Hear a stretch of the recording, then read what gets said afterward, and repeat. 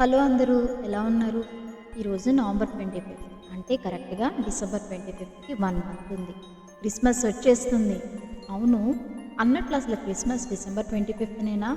Jesus birthday ఆ రోజేనా? మరేమో చాలామంది డిసెంబర్ 25న అసలు జీసస్ బర్త్డే కాదని, మరి కొంతమంది అసలు ఆయన భూమి మీదే పుట్టారో లేదో కూడా డౌట్ అని ఎవరికి నచ్చినట్లు వాళ్ళు మాట్లాడుతున్నారు.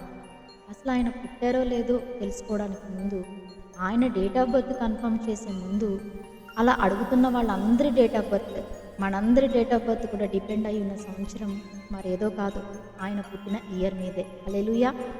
ఇప్పుడు చెప్పండి, ఆయన ఈ భూమి మీద జన్మించారో లేదో? ఎగ్జాంపుల్, ఇండియా ఇండిపెండెన్స్ ఎప్పుడు వచ్చింది? 1947. అంటే ఎప్పటి నుండి 1947? సరిగ్గా యేసుక్రీస్తు ప్రభు వారు పుట్టిన సంవత్సరం నుండి కౌంట్ చేస్తే 1947 సంవత్సరంలో. అసలు జీసస్ క్రైస్ట్ పుట్టింది డిసెంబర్ 25న, లేకపోతే అప్పట్లో రోమన్ సెలబ్రేట్ చేసుకున్న వింటర్ సోల్స్టైస్ అనే ఫెస్టివల్ని ఎర్లీ క్రిస్టియన్స్ జీసస్ బర్త్డేగా మార్చి సెలబ్రేట్ చేసుకుంటున్నారా? అంతేకాదు, టోనీ రే, విక్టర్ పోల్ బేర్బెల్లి లాంటి మరికొంతమంది అయితే లేదు, జీసస్ ఖచ్చితంగా సెప్టెంబర్ 11, 3 BCన జన్మించారని కొన్ని థీరీస్ కూడా ప్రజెంట్ చేశారు. మరి ఇప్పుడు ఏది నిజం ఎలా తెలుసుకోవాలి?